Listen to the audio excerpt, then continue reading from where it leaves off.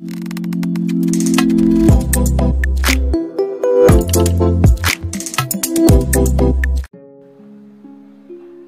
मित्रांनो, कसे आहात? बरे आहात ना मित्रांनो?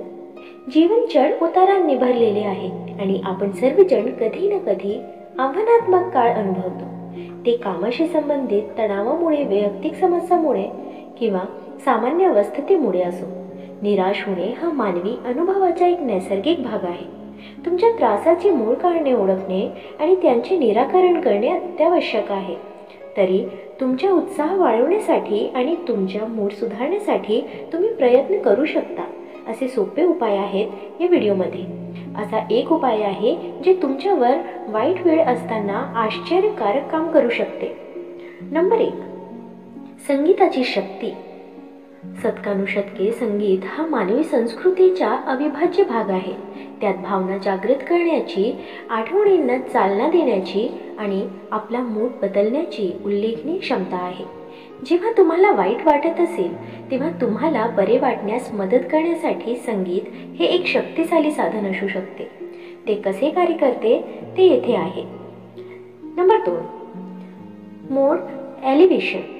तुमची आवडती गाणी किंवा सुखदायक गाणी ऐकल्याने तुमचा मूड त्वरित उत्साही होऊ शकतो। संगीतामध्ये मूड स्विंग होण्याची शक्ती आहे।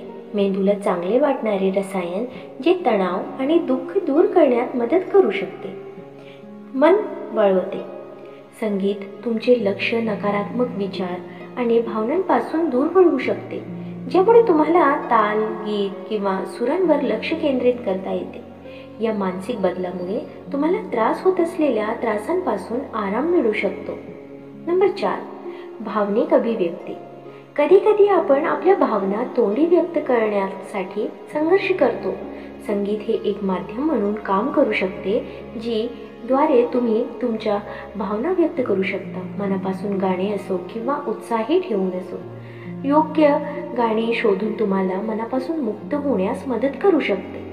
नंबर 5, विश्रांती आणि तणाव कमी करणे। सुखदायक संगीत जैसे की शास्त्रीय किंवा निसर्गाच्या आवाजामुळे विश्रांती मिळते आणि तणावाची पातळी कमी होते।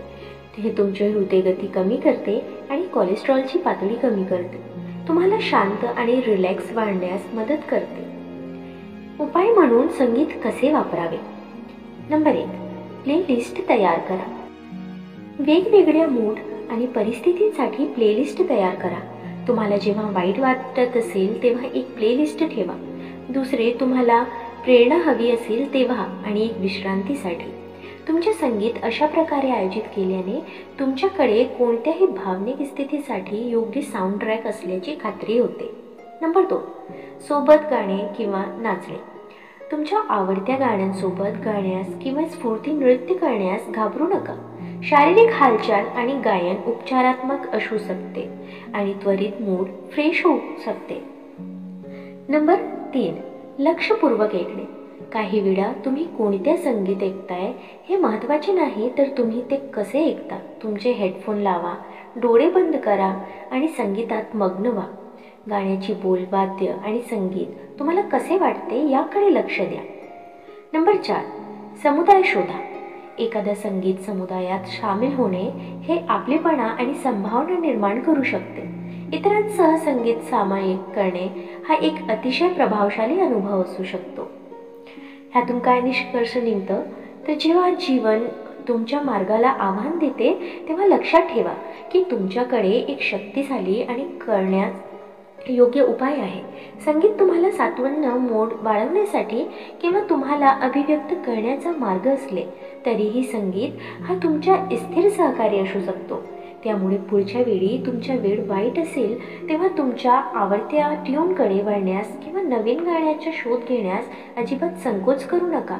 संगीताच्या जादूला त्याचा चमत्कार करू द्या आणि तुम्हाला प्रतिकूल परिस्थितीही सात्वन्य आणि आनंद मिळवून देण्यात त्याला मदत करू द्या। मित्रांनो, तुम्हाला हा व्हिडिओ कसा वाटला कमेंट करून नक्की सांगा आणि व्हिडिओ आवडल्यास लाईक शेअर करायला विसरू नका आणि अशी छान छान कथा आणि सुविचारासाठी चॅनलला सबस्क्राईब नक्की करा। भेटूया पुन्हा एका नवीन व्हिडिओमध्ये। तवर स्वस्थ रहा, मस्त रहा, आनंदित रहा। धन्यवाद।